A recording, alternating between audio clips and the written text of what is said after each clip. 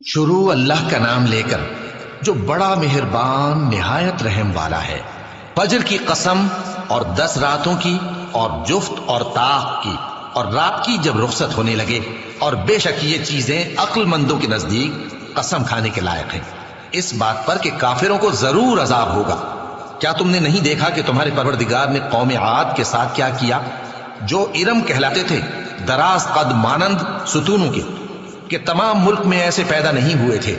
اور سمود کے ساتھ کیا کیا، جو وادی قرا میں چٹانیں تراشتے تھے؟ اور فرعون کے ساتھ کیا کیا، جو خیمے اور میخیں رکھتا تھا؟ یہ لوگ ملکوں میں سرکش ہو رہے تھے، پس ان میں بہت سی خرابیاں کرتے تھے، تو تمہارے پروردگار نے ان پر عذاب کا کوڑا برسا دیا۔ بے شک تمہارا پروردگار طاق میں ہے۔ مگر انسان عجیب مخلوق ہے کہ جب اس کا پروردگار اس کو آزماتا ہے کہ اسے عزت دیتا اور نعمت بخشتا ہے تو کہتا ہے کہ میرے پروردگار نے مجھے عزت بخشی، اور جب دوسری طرح آزماتا ہے کہ اس پر روزی تنگ کر دیتا ہے تو کہتا ہے کہ میرے پروردگار نے مجھے ذلیل کیا۔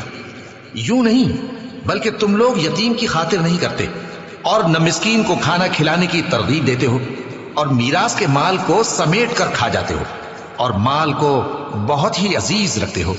یوں نہیں، جب زمین کوٹ کوٹ کر برابر کر دی جائے گی اور تمہارا پروردگار جلوہ فرما ہوگا اور فرشتے قطار در قطار آ جائیں گے اور دوزخ اس دن سامنے لائی جائے گی، تو انسان اس دن سوچے گا، مگر اب سوچنے سے اسے فائدہ کہاں مل سکے گا؟